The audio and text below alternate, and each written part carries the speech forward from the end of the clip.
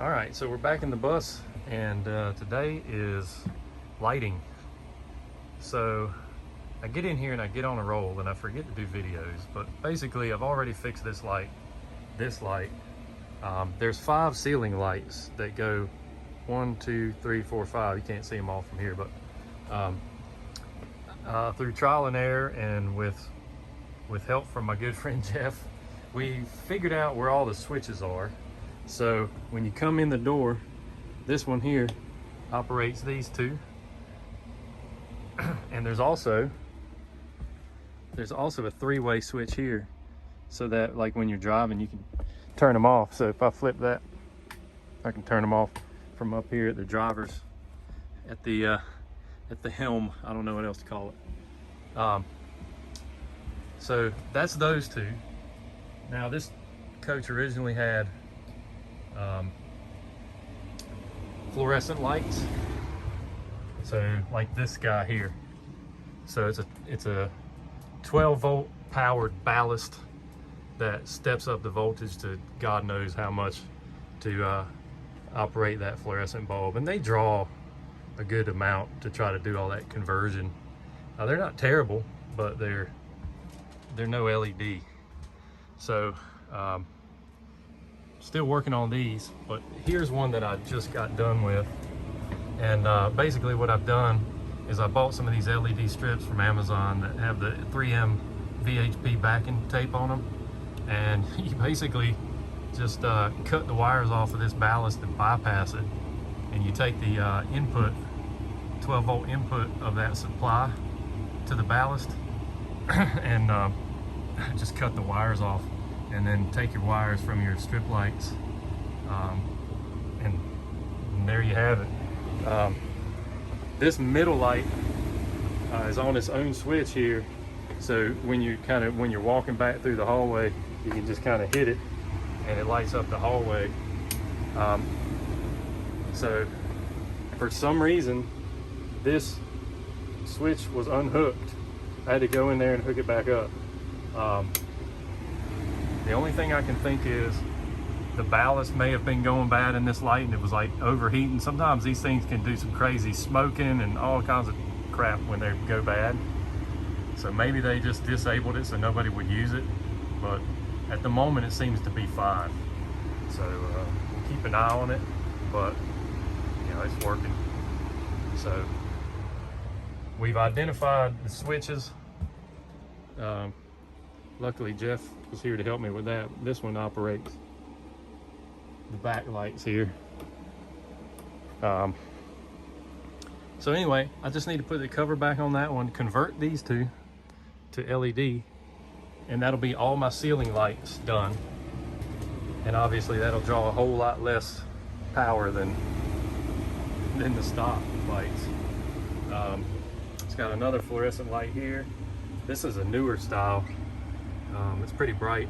I may leave it alone, I don't know. I'll probably put LEDs in it.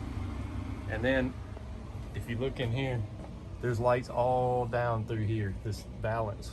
So when they're on, there's only one working right now, but this is kind of what it's supposed to look like there, which is actually pretty cool.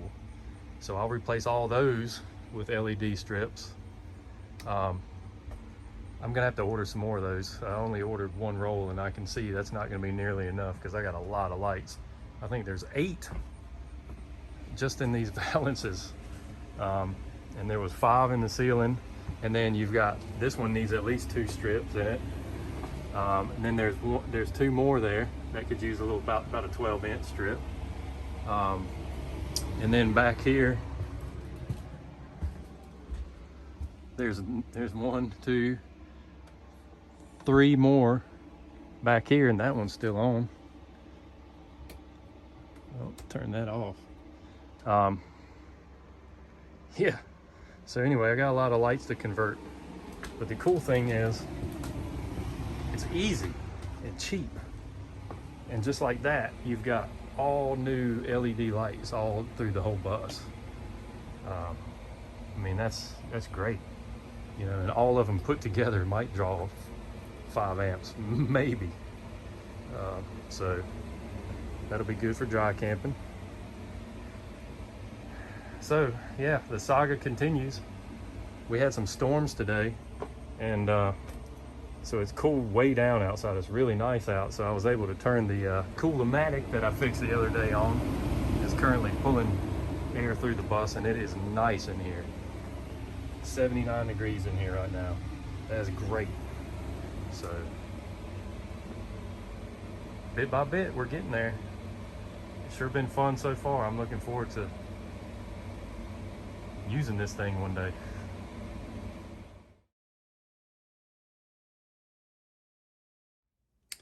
All right, so I got these strip lights to replace the fluorescent lights on the RV.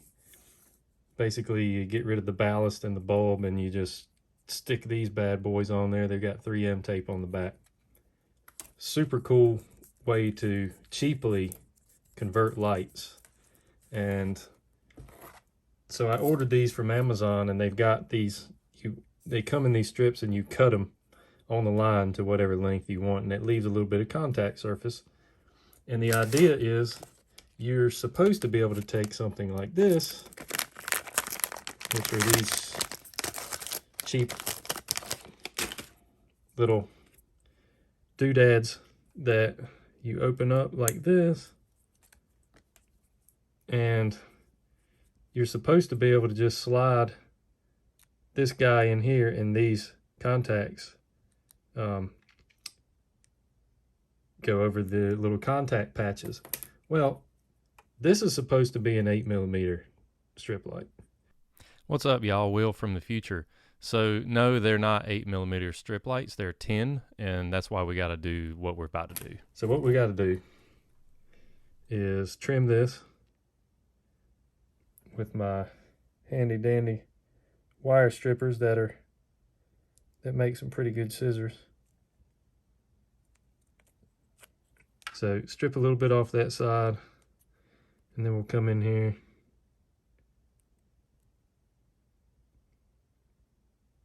If I get it straight. Trim a little bit off that side. And now it's whatever millimeter this is. And it'll hopefully go on in.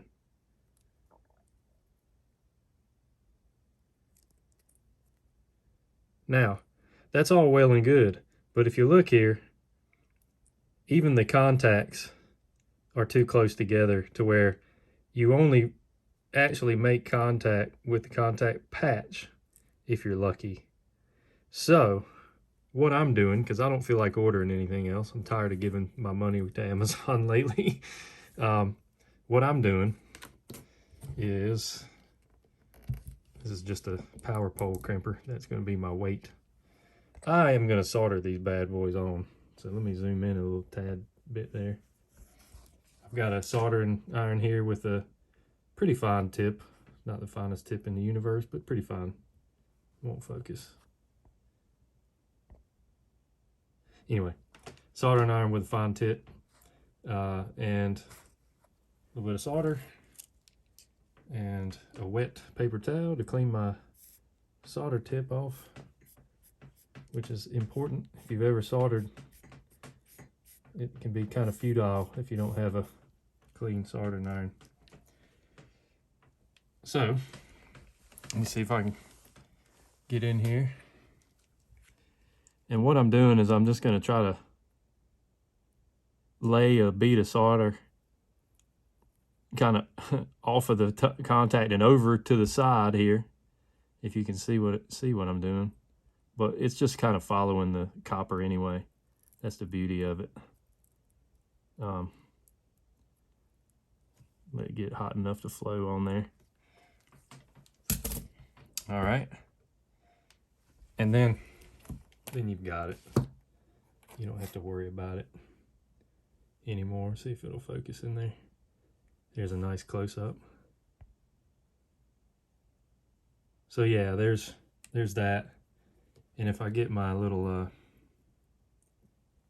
strip this back a little bit. Ooh, let me zoom out some.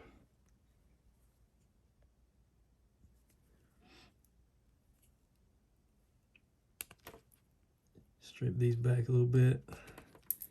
Let's see if I can test them out. I got a little voltage 12-volt power supply out here over here with some gator clips on it, and we'll just see if we can. Looks like success. So yeah, that didn't work out so great. I'm gonna put a link in the description to the lights that I bought. I think the lights are good, but these are not the same brand. It's like some random lighting wheel or something like that. And the ones that this company makes, the ones that make the lights themselves, it's like HitLights or something like that. The company that makes those, they have these. They have these, but it's double-ended, so it'll be this and this on both ends. Well, all I really had to do is cut it in half, but I was like, that's not how I'm using them, so I'll just get these pigtails. Well, these pigtails suck, but luckily I have a soldering iron, so it doesn't really matter. Just a little bit more time, a little bit more effort. But like I said, I'll put a link in the description so you maybe don't have to go through this. But you know, in hindsight, this is going to be in an RV bouncing up and down the road, and I'd rather have it soldered anyway. It's kind of a chintzy connection otherwise. So anyway, hope that helps. I'll catch y'all later.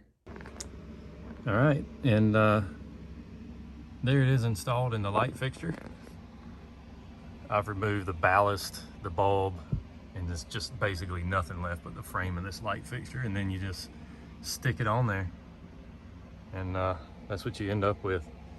And that's it, man. You got a light that draws almost nothing, and it costed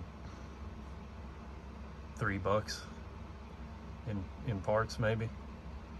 And if I'd have really tried harder, I probably could have found cheaper strip lights. But yeah, works out pretty good. Put the diffuser lens or whatever back on there. That'll be it.